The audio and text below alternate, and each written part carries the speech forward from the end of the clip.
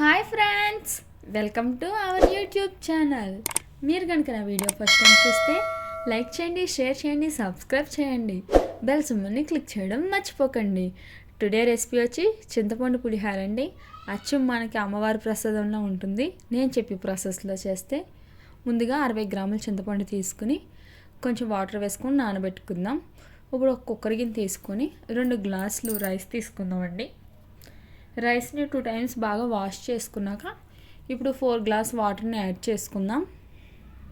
4 గ్లాసులు వేసుకున్నాక ఇప్పుడు కుక్కర్ మూత అనేది పెట్టుకుని స్టవ్ పై 3 విజిల్స్ వచ్చే వరకు ఉంచుకుందామండి.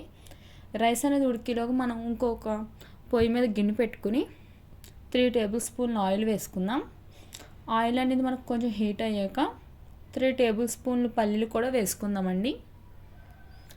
పల్లీలు వేసుకున్నాక ఒకసారి గరిటెతో బాగా ఫ్రై చేయాలండి. మనకి పల్లీలని పూర్తిగా ఫ్రై అవ్వక్కలేదు, సగం ఫ్రై అయ్యాక అప్పుడు 2 టేబుల్ స్పూన్లు మినపప్పు కూడా వేసుకొని బాగా ఫ్రై చేసుకుందాం. మనం పల్లీల తర్వాత పచ్చనిపప్పు కూడా వేసుకోవచ్చండి. నేను మా పిల్లలు తినడానికి వేయలేదండి. ఇప్పుడు బాగా ఫ్రై అయ్యాక ఒక 6-7 ఎండుమిరపకాయలు వేసుకుందాం. ఇంకా స్పైసీగా తినే వాళ్ళు ఉంటే ఇంకొక 3-4 ఎండుమిరపకాయలు ఎక్స్ట్రా వేసుకోవచ్చు, అది మీ ఇష్టం. నేను అయితే ఒక 6 కానీ 7 కానీ వేయచ్చు.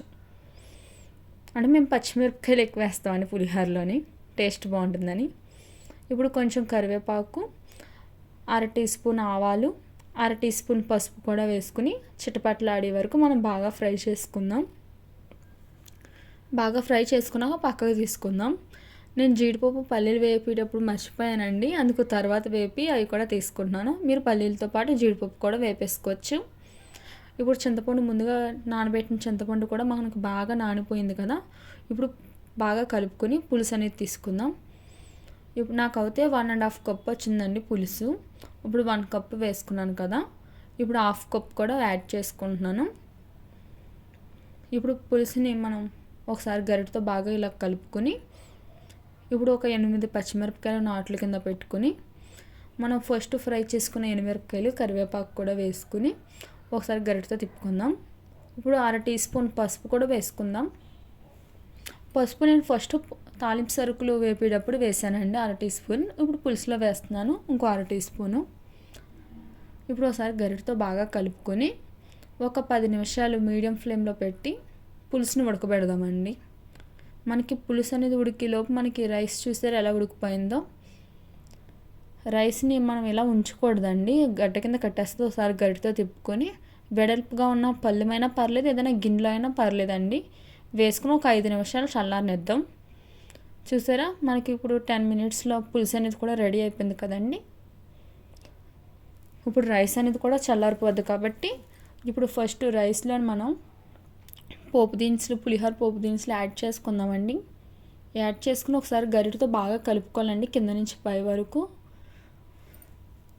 ఒకసారి ఆ గరిటెతో బాగా కలుపుకున్నాక ఇప్పుడు పులుసును కూడా కొంచెం కొంచెం వేసుకుని రైస్ అంతా బాగా కలుపుకోవాలండి.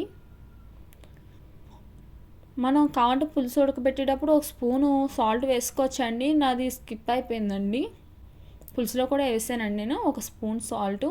ఇప్పుడు ఇందులో ఒక 1/2 టీ స్పూన్ సాల్ట్ కూడా వేస్తున్నానండి. ఇప్పుడు బాగా కలుపుకుందాం. బాగా కలుపుకుని అంటే కొత్తగా ట్రై చేసే వాళ్ళు అయితే గరిటెతో కలిపేలేరు కదండి, మామూలుగా ఎక్స్పర్ట్గా ఉన్న వాళ్ళు అయితే కలిపేస్తారు. నేను చేతితో కూడా కలిపి చూపిస్తున్నాను. ఇలా కలుపుకుంటే మనకి టేస్టీ పులిహోర రెడీ. మనకు కలుపుకోవడం బట్టే ఉంటుందండి టేస్ట్. నా వీడియో కనుక మీకు నచ్చినట్టు అయితే లైక్ చేయండి, షేర్ చేయండి, సబ్స్క్రైబ్ చేయండి. Thank you for watching.